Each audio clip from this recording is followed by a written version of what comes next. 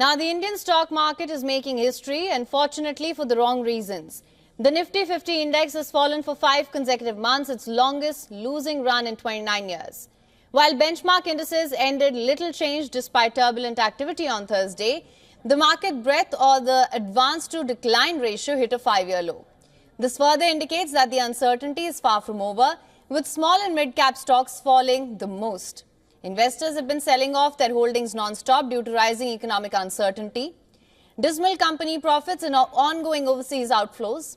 The Nifty and Sensex have fallen over 4% in February alone, bringing their losses to 14% and 13.2% respectively. Since their record highs in September, investors who rejoiced at record highs 4 months ago are now dealing with losses. Experts warn the stock values are still high despite the steep decline.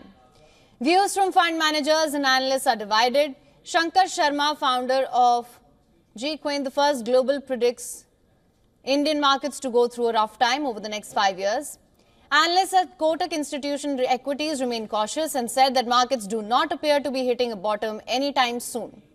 Investors are preparing for what may be an extended period of declines, and this comes amid widespread market volatility and India's most difficult market phase in recent memory.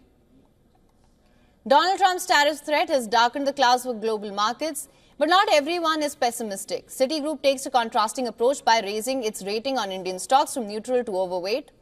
The Nifty index is positive seasonality in March. According to JM Financial, in March, the index closed in the green in 7 years of the last decade. And over the last 30 years, there have been a total of just 8 major corrections. The latest 20% fall from their all-time highs is hardly the worst drop in these 3 decades. Although increased volatility is sometimes associated with sell-offs, this time appears different. The Nifty has lost almost 1.5% of its value, but India VIX has declined for 6 consecutive sessions, and this suggests that traders are not going into a frenzy to purchase hedging strategies because they anticipate a possible rebound.